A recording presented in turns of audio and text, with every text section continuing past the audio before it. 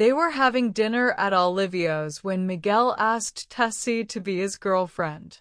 Having a boyfriend at the age of 62 struck her as silly, something meant for a much younger person and not a grandmother. "What do you say, Tessie?" he asked. The creases around his eyes deepened in the candlelight. He was a handsome man who spoke with a smooth, elegant Spanish accent, the veritable heartthrob of the Elderberry Senior Center, where they'd met a year ago. I'm not," Tessie stuttered and simpered. "Take your time," Miguel interjected. And to ease her obvious discomfort, he said, "Please, let's enjoy our dinner. Play it by ear, as they say." They had dinner weekly and went on the occasional outing. Anything more was daunting. Yet, she couldn't deny the attraction between them, evinced by a lingering hug or a brush of their hands in passing. Dating a Spaniard would be different, alluring, and a tempting departure from the old-world core values by which she'd abided for most of her life. Marry Chinese. Raise good children. Maintain stature and respect. She'd done what she'd been told to do, just as her parents and grandparents had. Divorce was anathema to those antiquated customs. She wondered what judgments her ancestors would render about her life if they were alive today. Tessie and John had had an arranged marriage. She was 21. He was 25. She'd had their first child by 22. They'd spent 35 years together building a family and life until John had divorced her and married her childhood best friend from Hong Kong. It had been a double betrayal that had upended her world and left her despondent until she'd stepped into the Elderberry Senior Center one day. All it had taken was a banner, flapping gently in the breeze beneath the eaves, inviting all to come in for fun and friendship. The Elderberry had become her sanctuary, a safe place that had nothing to do with her epically failed marriage, her broken confidence, and the cattiness of her former friends. "So are you and Miguel an item now?" asked Bonnie, the self-admitted gossip-monger of the Elderberry. She was, thankfully, as kind as she was nosy. They stood at a long table in the basement, inspecting and sorting gently used donated goods to deliver to various shelters. The love lives of the members of the center were frequent topics of discussion and debate, a rather small price to pay for dependable, meaningful friendships. "We're good friends," Tessie replied. "You two make an adorable couple," Abigail shouted from 3 tables away. "If you don't date Miguel, I will," said Mary, who was 70 and a prolific dater, juggling 3 boyfriends from 3 different senior centers. "He's sexy as all hell," she added with a wink. The comments flowed freely, aged voices and cackles bouncing off the basement walls. "Take a chance, Tessie. What have you got to lose?" "Nothing to lose and lots to gain. That Miguel's a dreamboat." They all meant well, but despite the ethos of positivity and assurances, Tessie was bewildered and frustrated, stymied by a gnarly inner knot of indecipherable emotions. She craved companionship and loyalty, but she doubted her ability to trust again. She was one of the younger members of the center, but she felt like an ancient fuddy-duddy. They were dining at Olivio's 6 months later.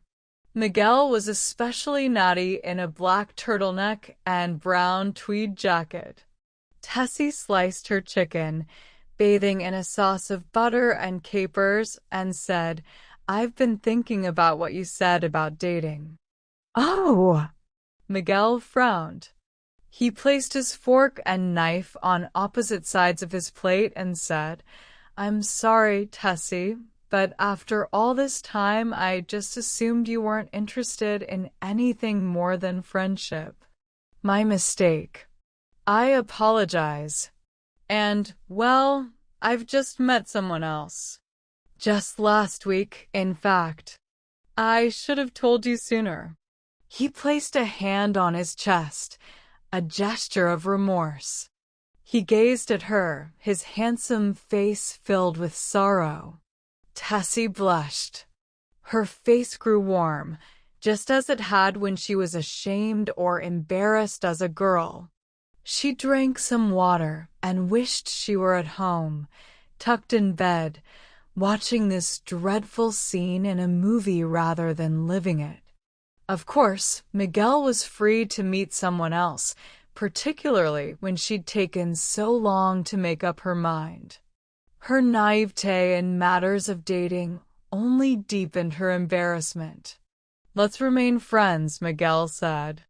Good friends if you're willing. Of course, Tessie said, and drained her glass of water. They finished their meals and skipped dessert. Ever the gentleman, Miguel offered to walk her home, as he'd always done after these dinners. She declined. Her ex-husband John called a week later with news of his wife's death. Tessie was aghast. Betty had been her closest friend during her childhood and adolescence in Hong Kong. They'd walked to school together, shared secrets, and then emigrated to America. Betty had made the progression from best to most deplorable friend when she'd stolen John. But she had still, at one time, been a friend with whom Tessie shared many happy memories. Breast cancer, John said, his grimness palpable over the phone. She was never good about going to the doctor. By the time they found it, it was too late. She didn't want anyone to know. His voice trailed off, muffled by a soft whimper. Tessie had never seen nor heard John cry. I'll come to you, she offered, compelled by sympathy, and because she didn't know what else to say or do. Thank you, Tessie. She hung up and grabbed her coat and purse, and she drove to John and Betty's home. Unbeknownst to them, she'd driven by once to privately judge the monstrous Tudor revival John had purchased after marrying Betty. The home was immaculate and tastefully decorated, with slivers of mauve and pink reflecting Betty's feminine touches. John had aged since she'd last seen him 4 years ago. They sat on a plush green sofa, and his substantial belly hung over the waistband of his jeans. He'd lost some hair and gained weight, no doubt owing to Betty's scrumptious meals. She'd been an excellent cook. The funeral arrangements are set, John said. Everyone just needs to show up, pay their respects, and we'll bury her. He lowered his head and rubbed his tired eyes. Tessie couldn't resist wondering whether or not he'd be so grief-stricken had she been the one to die, providing they were still married. The pessimist in her told her he wouldn't be so disconsolate, and she became jealous and angry. She'd poured all that time and effort into their marriage, only to have been dumped for a woman who'd supposedly been her friend. She excused herself and walked outside into the backyard, lush with green grass and perennials in full bloom. She took several deep breaths and calmed herself with her old mantra, sometimes good came out of bad. She had a nice life now. She had freedom, which she cherished, and although she was a bit confused, she was happy. The afternoon became evening, and she prepared them a quick meal from his kitchen, spaghetti with Jared sauce and a simple fruit salad of strawberries and blueberries. I'm sorry, Tessie, John said, near the end of the meal, for everything I did to you. The apology, the most genuine he'd ever given, was long overdue. It hurt, she stated emphatically, her voice snappy and sharp. But I came out the better for it. I never would have learned so much about myself if we were still married. I think that's worth something. She stood up and cleared the table, leaving him alone in his dining room. For the following 6 months, she and John visited several times a week, toggling between their homes. They shared meals, played cards, and went to the movies or watched TV. She'd begun to like him again, to her astonishment, but she'd never taken him to the elderberry. For now, that was something good she decided to keep solely for herself. John had changed. He'd become pensive and had shed the impulsivity of his youth. Had age mellowed him? Or had Betty? Tessie didn't know or care anymore. She never saw Miguel again. The word at the elderberry was that he had a new girlfriend, someone he'd met during a guided tour through Sicily. She'd like to think they were still friends, and she was happy for him. A year later, on a chilly winter evening, John went to Tessie's for dinner. He pulled out a chair and sat at the kitchen table, just as he'd habitually done when they were married. Unlike their previous routine, however, Tessie placed before him a cutting board, knife, peeler, and several carrots to peel and slice for their stir-fry. John picked up a carrot and began peeling. "You're a good woman, Tessie," he said. "I know." She pointed at the partially peeled carrot in his hand, prompting him to stay on task. They sat down to dinner, stir-fried chicken and vegetables, and later had the vanilla ice cream John brought for dessert. They planned to catch a movie and ate quickly.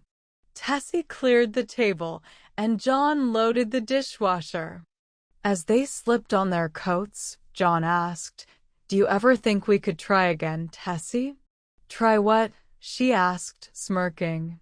She was stalling while pondering a revival of their old relationship, knowing that any vestiges of their marriage, good and bad, had to remain securely in their past. They had to start over, and starting over at their ages struck her as daring and either one of the wisest or worst decisions they could make. "It doesn't have to be marriage," he said, zipping up his jacket and taking a step toward her. "Just spending time together, like we're doing now." In that instant, Tessie recalled the young John who'd told her, "We just need to learn to be together," when they'd learned they were to marry each other. He'd been so focused, well-intentioned, and eager to please his parents. He was 67 years old now, a veteran of his mistakes, but he was also a man who'd begun to like her and enjoy her company because he wanted to, not because he was expected to. Tessie had certainly liked John when she'd married him. In time, she'd loved him, but then he'd loved someone else. And hers had become a sort of unrequited love. "Maybe we could try," she told him, grinning. "Let's just see how it goes. Play it by ear, as they say." Perhaps a newfound old love was better than none at all. Please don't forget to subscribe to the channel. There are still many interesting stories ahead. Thank you.